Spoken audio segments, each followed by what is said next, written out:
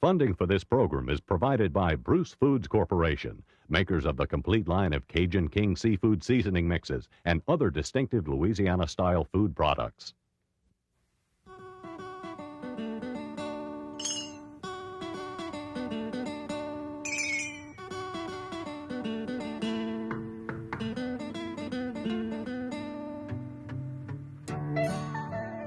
Louisiana.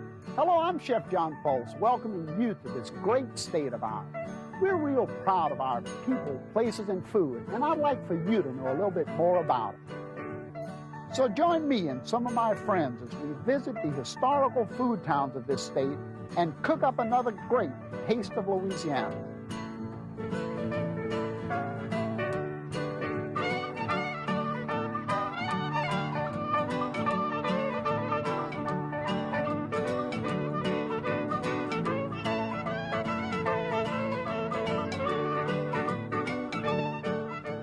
Everybody, and welcome to A Taste of Louisiana.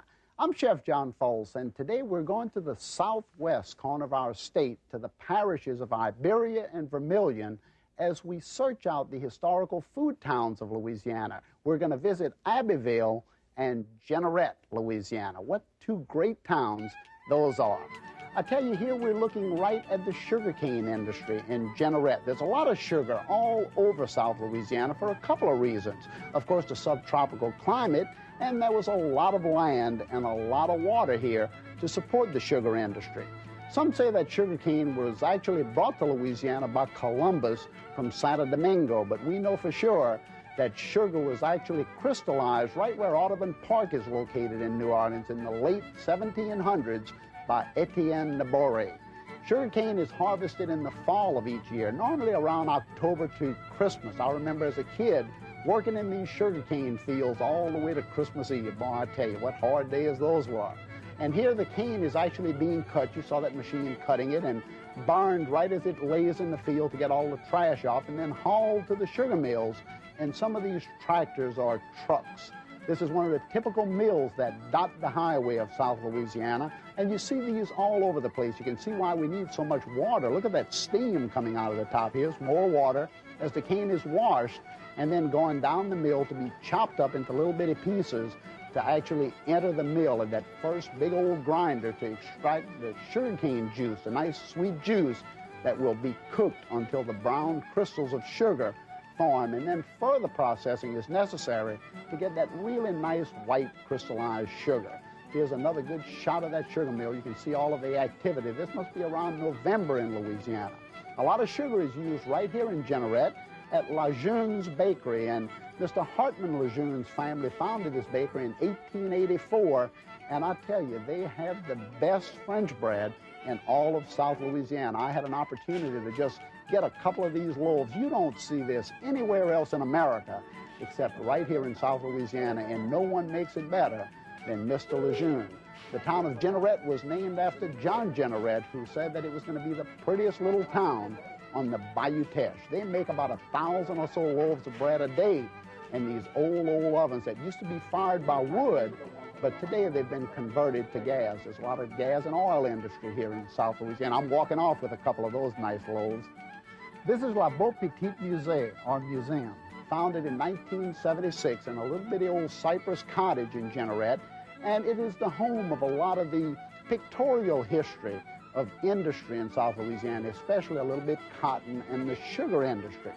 There's a lot of pictures of cane as it used to be grown and harvested in the very early days as the industry thrived here in South Louisiana. Look at that old cane knife under the arm of that guy.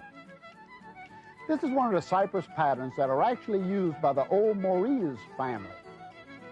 They have a big foundry there, or had a big foundry there, and they produce most of the gears for the sugar industry as well as a lot of the other industry that thrived here in the bayou country of South Louisiana. What a great, great place to spend a week or so touring all through that sugar industry. And if you really want to get a good glimpse of how sugar is produced, come to visit South Louisiana from about October to December, and it doesn't matter where you are, as long as you're in South Louisiana, but especially around Jeanerette and those areas, you can tour some of these mills by appointment, and it's absolutely fascinating. Bring the kids, they're going to love it. My guest today is from Abbeville, Louisiana, and when you talk about interesting, you can't help but talk about Charley Steen. Charley Steen's family has been in the business of making sugarcane syrup for years and years. You see me use syrup all the time. I use it in cooking, and I use it in dressings and all kind of stuff. Well, Charley Steen's family is one of the leaders, certainly the leader in South Louisiana, in sugarcane syrup making, cane syrup. And we're going to talk to him about how it's made and what do we use it for and how did the industry even get started here in Louisiana. So you don't want to get away from that screen. You want to meet Charley in just a little while as he comes to visit with us. One of the first dishes that I want to do for you today is a cane syrup. We're going to be cooking with cane syrup naturally. And one of the first dish is going to be a cane syrup glazed crown roast of pork. And I tell you, when I talk about crown roast, you have to talk about pork, even though there's crown roast of lamb and certainly veal, venison, a lot of different things that you can make a crown roast out of. But pork was the premier meat of choice here in South Louisiana for the crown roast. And I want you to take a look right on this platter. I've got a really nice big pork loin, and this is where all the good pork chops come from. You can see the bones of the pork chops sitting right here at the top of the loin, and this is why we call it a crown roast, because once it's turned together like this, you've got a really nice crown, almost like a king's crown that sits on the platter. But what I want to do, first of all, is to make the stuffing that we're actually going to stuff the center of this crown roast with. And into my black iron skillet, I'm going to kick this fire up just a little bit. I'm going to put some butter or some buttery blend or some of the butter-flavored oils, low cholesterol type oils, whatever you would like to use. And how can I make a stuffing without putting a little bit onions, obviously some nice celery into this black iron pot.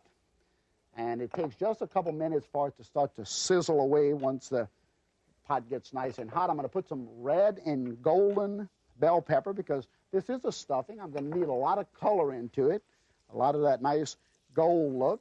I'm going to put some andouille into it. Andouille is the Cajun sausage that's nice and smoked over pecan wood.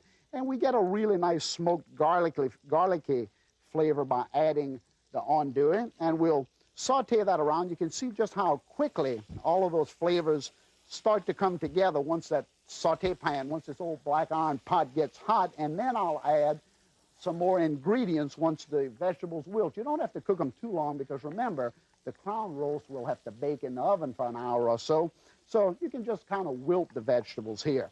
Once this is done, I'm going to add some apples. This is red and green apples, really, really nice apples. You can use any fruit, though. You can use pears, of course, or any meat, obviously, would make a good stuffing for the crown roast. I'll put this down in here, saute that around. Imagine the sweetness of all of those apples coming together with the onion, celery, and bell pepper. And then I'm going to add a little bit of the French bread that came from Lejeune's Bakery in Jeanerette. I've taken the French bread and I've cut it into little 1-inch cubes, really, really nice. And I'm going to just put it right down in here, and the bread will actually soak up all of the great flavor of that butter and, of course, the onions, celery, and all of those nice things. And I'll allow this to sit and cook for just a minute while all the vegetables wilt, while I tie up my little crown roast here. And let me cut the fire just a little low. The crown roast now will be tied. You can see how I cut right between each one of the ribs to expose the chops.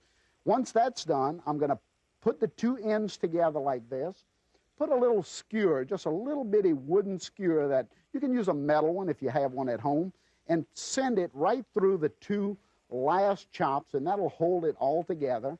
And then, of course, just tie it with a string right around the two ends of the skewer like this, and put a good knot in it, nice and tight. And then you'll want to season the crown roast, but I'm going to move it over to my roasting pan right here on the stove. I'm going to put it right in the center. Look how pretty that is. Now you know where the name crown roast comes from. I'm going to season it with a little salt, just like that, a little pepper, and guess what else I'm going to put into here? Yep, you guessed it. I'm going to put some of that great cane syrup right down over the roast. And this is going to give it a really, really nice caramelized look on the outside, just like that. And I can put a little bit of my Louisiana pepper sauce to give that nice spice to it. And then I'll stuff it with my stuffings. Of course, I can add whatever flavors, whatever seasoning and spice I'd like to add here. A little salt and pepper, of course, would be nice. Basil, thyme, any of those good flavors, just to kind of flavor the stuffing. I'll add a little basil, a little thyme, and of course a little cracked pepper for that heat. And then this will go right into the center of the crown roast. Now take a look at this. All those wonderful flavors going together with the cane syrup and the pork. And this is going to actually go into about a 350, 375 degree oven. One thing you're definitely going to want to do, though, is to cover the top of the roast with a little bit foil or a nice dome cover to keep it from scorching. Remember, that is sugar, and you don't want that sugar to scorch on the outside. You want it to really flavor the crown roast nicely. So cover it with foil, put it in the oven, and that's all it's going to take. You can put a little chicken stock if you want to in the bottom, but there's a lot of natural moisture here. And I'm going to move this out of the way because I have one already done. Wait till you take a look at this crown roast. Oh, boy. Is this the most gorgeous thing you've ever seen? Take a look at that crown roast right on that old platter. You can see how nice and shiny it is. And I've got some apples and oranges all the way around it. And hey, that's it. Just slice through the chops and serve a little bit of that stuffing. It's going to be absolutely magnificent. The crown roast of South Louisiana from Jeanerette. The next thing I want to do for you is a really, really nice dish. This is a Cajun baked beans. Now, you know, when we think of baked beans, we think of Boston baked beans, right? Well, baked beans actually originated because the Puritans couldn't cook on Sunday. So they would take all of the beans, put it into a bean pot, slip it into a very slow oven, and allow it to cook all night Saturday so that they could eat it on Sunday without actually cooking it on Sunday. So in South Louisiana, and I want you to look down into my bowl, we've got some nice red kidney beans here. We've got some nice little white navy beans. These are the two beans that we love to use here when we make baked beans. Some nice sugar-cured ham. Okay, here, really nice, just cubed. You can keep the bone in if you like. Brown sugar, mustard, and we're going to use two kinds of syrup. We're going to use the cane syrup and the light molasses. We can use light or dark molasses. So I'll move this out of the way and get my little baking bowl to this, and I'm going to put it close so I don't make a mess here. I'm going to put the beans right down into the baking pot, just like that. And I'm going to mix them. I'm going to put equal parts of red and white because then it's going to make a really nice look when the beans are served. So mix them together like this. And of course, you use any beans you get. There's so many beans available, you don't have to use only these types. Then I'll put some of the ham down into it like that. This is a nice smoky sugar-cured ham. You want to make sure that you get a really nice quality ham. You could put ham hocks, you could put smoked sausage, any of those nice things down into it if you would like. I'm going to put some brown sugar naturally because beans must be a little sweetened. And then Creole mustard. I love Creole mustard. Get those beans out of my mustard here. Right down into it like that. And you can see all of those good flavors coming together already. But then I'm going to add a little bit, which I'll tell you about in a minute, a little bit cane vinegar to give it a nice sweet and sour taste. Then the cane syrup, just like that. And this is molasses. And there's a big difference between molasses and cane syrup. And Charley Steen is going to tell us all about that when he comes out to visit with me in just a minute. I'll put a couple spoons of that nice molasses down in there. There's a big difference between these two things. A little Louisiana pepper sauce, and then I'm going to add a little bit water because the beans actually need to cook in water. So I'm going to put a little water. You can put stock if you want to, but I think water will be just perfect.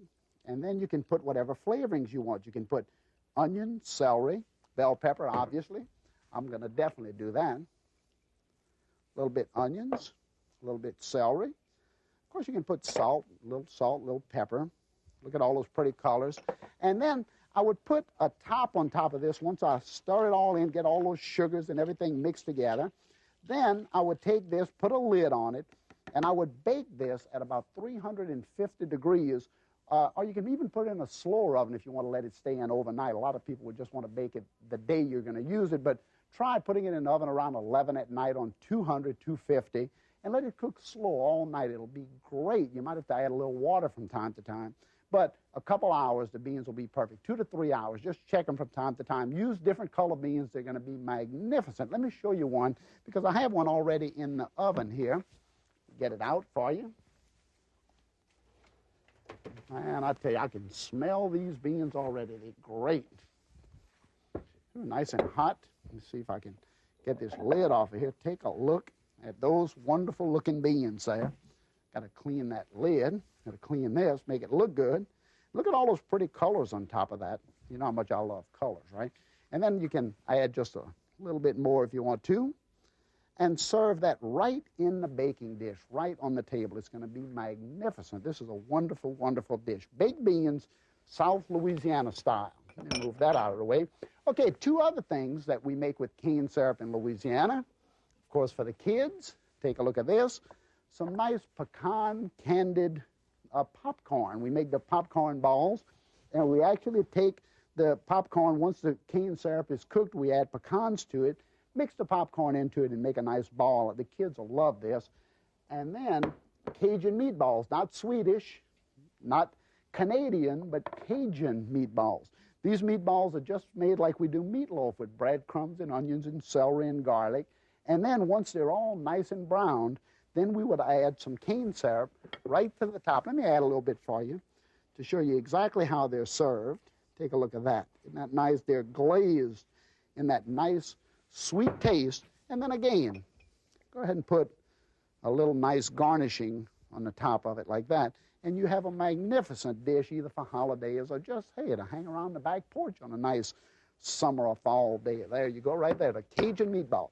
Okay, that's a couple of the dishes that I wanted to share with you, and I told you that my good buddy Charley Steen was going to come to visit with us. And oh, hey, John. yes, Charley, how you doing? Good, good. And I tell you, great to have you. How's that mill cranking out? Pretty good. Well, good. Doing pretty good on that end. I brought something. You all the time bragging about how you can chop and cut. I am. I'm always talking about well, my I brought knives. one of my knives. Let's see if you can handle this one. Man, I Yes, tell sir.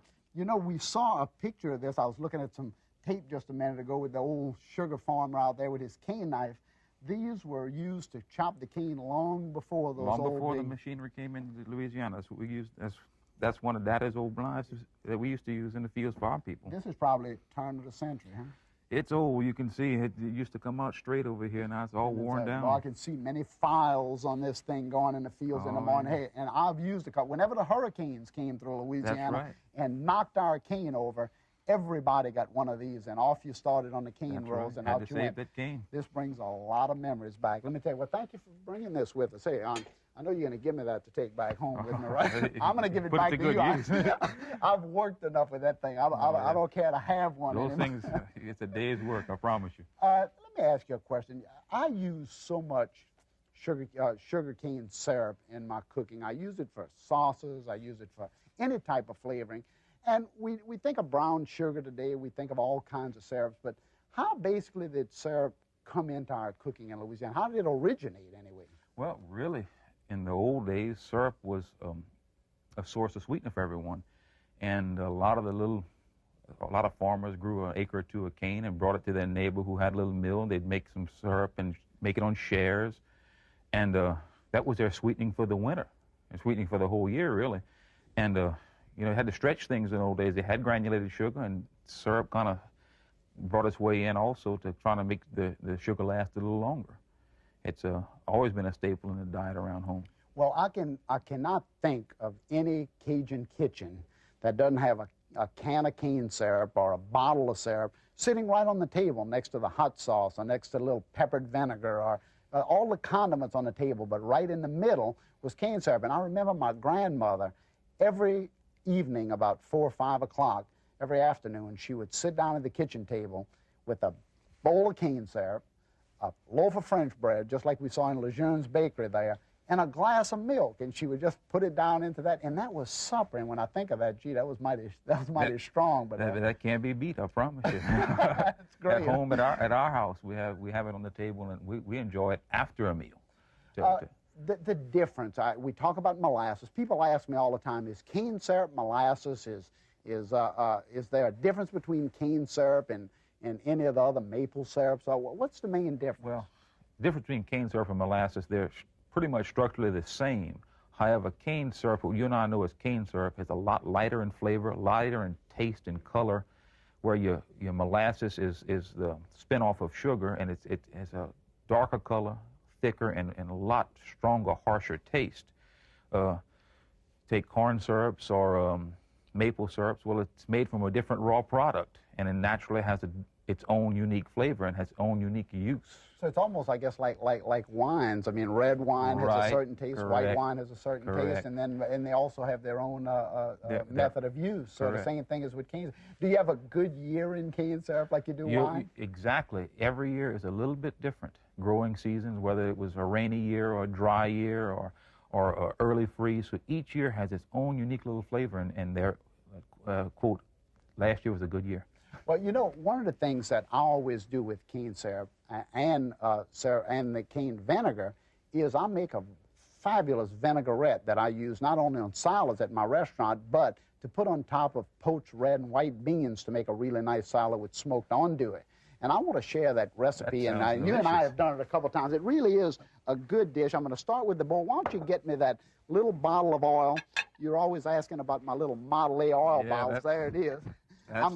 I'm going to begin with 1 egg yolk down into, because we're going to make a vinaigrette, so you need, this is going to be a creamy style vinaigrette, so I always put an egg in it. Again, I'm putting Creole mustard, but you can use whatever mustard you would like because it's going to give a nice little tangy taste, or you can put a squeeze of lemon in it. But I'm going to use some orange, just some nice orange juice, because this is an orange cane syrup vinaigrette. I'll stir all of that around, and then the cane vinegar, which is sweet and sour. Now this, when I discovered this, I thought I had died and gone to heaven. Now, this is something y'all produce, and it's fantastic for salad dressings and all. I'm going to put a little bit of the cane vinegar right down into that. That'll give it that nice, and then I'll swirl. Now, how about just adding a little bit of that oil? Just pour it down in there real slowly, and while I whip it together, it'll make a really nice salad dressing, and then I'll flavor it with the syrup. How did your family has been in cane syrup production for years and years. How did y'all get into it? My great-grandfather was a sugarcane farmer, and early freeze came about, and he was going to lose his whole crop. He decided that can't happen, so he erected a small mill and started making some syrup to try to save the little bit of cane he had. And it just went on from there. Other people tasted his syrup, liked it, and it just grew from there on. And we really started off making syrup on shares with other people. And then they couldn't market their syrup, and so we started paying for the cane and marketing the syrup for them. What year was that? 1910. And were y'all basically the only producer of cane syrup in those days? No, or were there a lot of there was every little corner you turned around in the country, there was a little mill making cane syrup, but they kind of went by the wayside. It was easier to bring it to a larger mill like ours, and they kind of went by the wayside as time went on. You know, when I think of syrup, and I'm sure most of my friends out here, they think the same thing. We think of syrup, we think of breakfast. You put it on top of waffles, you'll put it on top of pancakes, or but cane syrup in Louisiana is totally different. We use it on everything. Breakfast is the first meal of the day. We got 2 more to go after that. We got 2 more to go, and yeah, we use it on everything. You'd be surprised the things nationally that you're buying in the retail store that has cane syrup in it. You know, there's a lot of sauces and breads and cookies. It's unbelievable the things that is turning up here nowadays. Right, and vinaigrette dressing. So I'm going to add a little bit of the cane syrup. We have now the oil, and I've got a little bit of the vinegar in there, the orange juice. I'm going to flavor it with the cane syrup, which will give it a really nice sweet taste. I'll add some nice fresh herbs. I'll put a little basil into it, a little ruffled basil, and then I'll season it with a little pepper, a little salt, and a little bit, a touch of my Louisiana pepper sauce, again for that spice, and stir it around. And then I want to pour this on top of a nice platter of beans. Now I want you to look at this. This is one of the greatest little salads you can imagine. I've taken the white beans and the red kidney beans and poached them off in a little chicken stock. And I've got some little shallots in here, or you can use purple onions, whatever. and I've got basil and thyme and salt and pepper, all kind of nice flavors. The beans, of course, picked up the chicken flavor, so it's really great. Then I've taken some andouille, the Louisiana sausage, and grilled it or pan-fried it, whatever you want, and then put the cane syrup vinaigrette right on top of the beans. It's actually absolutely fantastic. Talking about sugar, though, another thing, people think of sugar today, for some reason, as bad for you. Syrup and sugar are actually bad? Well, there's a lot of bad publicity going out against sugar, and I guess, yeah, if you ate sugar constantly 7 days a week, that was your only diet, it'd be bad for you. But anything you do in excess like that's going to be bad for you. Use it moderately. It's not the syrup that's going to mess you up. It's everything you put underneath it. You know, all those butter and all of that. The butter and the pancakes and stuff. What's the future of syrup in America? What's happening to it? It looks good. One part of it's dying off. The other side of it's picking up. With people like you promoting it and helping it. You know, it looks good. I'm really enthused. Well, and heck, this is gorgeous. You know what I mean? It's got to go. Well, I tell you, I've found in Louisiana, we're always in search of flavor. We're always adding flavor to the pot, and I can guarantee you that one of the greatest flavoring devices in all of our cooking, and you can see that I use it all the time, is cane syrup. There's a lot of wonderful things that you can do with it, and you know, I really felt that for something to survive like cane syrup, because I thought when sugar would have been crystallized back in the late 1700s, cane syrup would have died off as a sweetener, but for 200 years it's just kind of sat there, and it's were y'all ever afraid that syrup would... Well, it has its unique flavor, where you take crystallized brown sugar and mix it with water, it makes a syrup, but it doesn't have that unique flavor that really comes from the plant. It tastes like brown sugar and water. It doesn't taste like cane syrup. Well, it's a whole different flavor, and I know that everybody out there is going to experience some of it. And hey, thank you so much for coming to visit us. Thank you for telling me all those great stories about syrup. And thank you all for visiting with us. And come back again as we cook up more of these great Taste of Louisiana. We'll see you again soon.